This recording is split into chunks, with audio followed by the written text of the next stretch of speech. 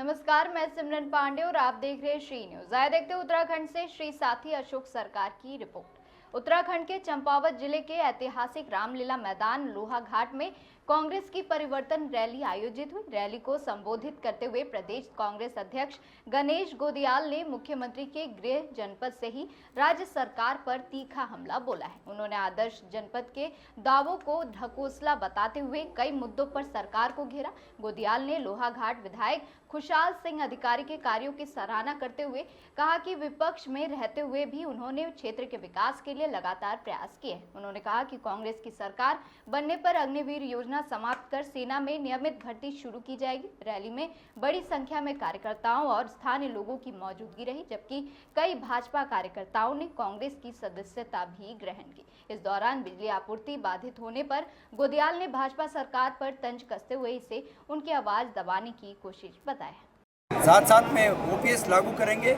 ये सब बातें आज मैंने मंच से कही हैं।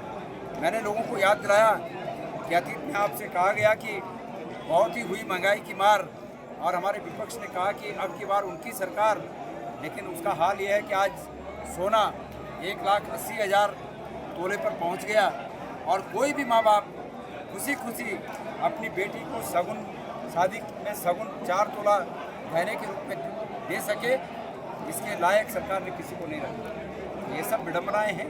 इन विडंबनाओं को दृष्टिगत रखते हुए मैंने आह्वान किया है कि इन विसंगतियों को, इन विडंबनाओं को यदि ठीक करना है तो उसका एक ही हल है और वो है परिवर्तन। बात है, कितनी बड़ी बात है कि सत्ता में 10 साल रहने के बाद मुख्यमंत्री कांग्रेस पर आरोप लगा रहे हैं। आप समझ सकते हैं कि अगर वो 10 साल सत्ता में रहकर कांग्रेस पर आरोप लगा रहे हैं तो फेल हैं।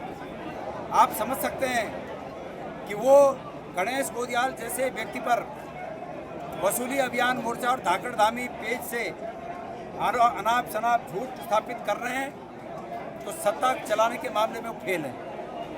तो ये उनके फेलियर का संकेत है, ये उनके फेलियर का प्रमाण है कि वो 10 साल सत्ता में रहने के बाद आज कांग्रेस पर आरोप लगा रहे हैं। रूप में जिन दुश्वारियों से जनता चल रही है, जी रही है, उसका एक ही हल है परिवर्तन। भारत के लोकतंत्र में, उत्तराखंड के लोकतंत्र में ये मजबूत शक्ति है कि वो समय समय पर जब इस प्रकार की परिस्थितियां पैदा हो जाए तो उनका निर्णय विवेकशील निर्णय होता है और उस विवेकशील निर्णय के चलते जनता परिवर्तन करेगी। मैं ये मानता हूँ कि लोकतंत्र में अगर किसी सत्ता में तानाशाही आ जाए तो उसका एकमात्र हल परिवर्तन है, और उस परिवर्तन के लिए संविधान ने जनता को 5 साल में एक बार शक्ति दी है कि वो अपने मत का प्रयोग करके इस तानाशाही सरकार को बेदखल करें। सर, लोहाघाट से टिकट की संभावना है सर?